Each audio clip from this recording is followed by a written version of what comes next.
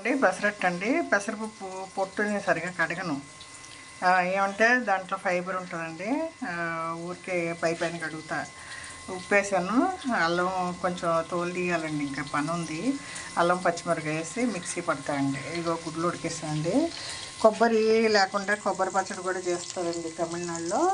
ఏం లేదండి, నూనెలో ఆవాలు జీలకర్ర కరివేపాకు వేస్తారు. మనకి కారం తగ్గట్టు 3-4 పచ్చిమిరకాయలు, 2 ఉల్లిపాయలు కట్ చేసేసి వీటిని ఊరికే వాడుస్తారు. అంటే యాగాలు కానీ మాడకూడదు. కొంచెం ట్రాన్స్పరెంట్ అవ్వగానే ఏం చేస్తారండి, దీంట్లో వేపుడు శనగపప్పు వేసేస్తారండి. వేపుడు శనగపప్పు వేసేస్తే ఒక గుప్పుడు దీన్ని సరిపడా వేపుడు శనగపప్పు వేసేసండి. మీకు ఎల్లుల్లిపాయలు 4 రెబ్బలు వేయాలి. మీకు ఇష్టమైతే చిన్న అల్లం ముక్క కూడా వేసుకోవచ్చు. దీన్ని చల్లారాక మిక్సీ పట్టేసుకుని కొంచెం వాటర్ ఎక్కువ వేయాలండి. వాటర్ ఎక్కువ వేస్తే లూజ్గా ఉంటుంది. మధురై తన్ని చట్నీ అంటారు దీన్ని.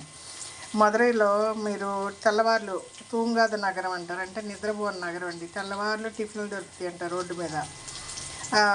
నైటు నిద్రపోరంటండి. అక్కడ ట్రాన్స్పోర్ట్ బిజినెస్లో అది ఎక్కువ అనుకుంటా. ఎప్పుడు మనుషులు తిరుగుతూ ఉంటారండి. దానికి తగ్గట్టు ఫుడ్ కూడా అవైలబుల్గా ఉంటుందంట. మీరు మధుర నేను చాలాసార్లు మీనాక్షి అమ్మ గుడికి వెళ్ళానండి. ఆ పరిసరాల్లో టిఫిన్ తింటే లూజ్గా చట్నీ వేస్తారండి. ఈ చట్నీ మనకి లూజ్గా ఉంటుందండి. అంటే జారుడుగా, మనం గట్టిగా ఏముండదు. దీన్ని ఎక్కువ నీళ్ళు కలుస్తుంది.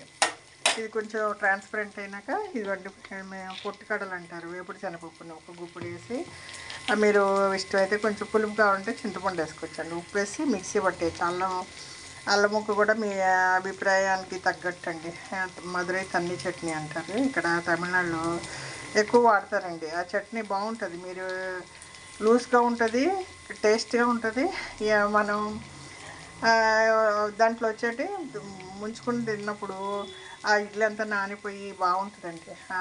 మధురై తన్ని చట్నీ అంటారు. ఈరోజు కొబ్బరి లేదు, కొబ్బరి కూడా ఎక్కువ వాడకూడదు అనేసి నేను ఉల్లిపాయ వేసి మధురై చట్నీ చేస్తున్నాను. ఇది పాలు కాసానండి.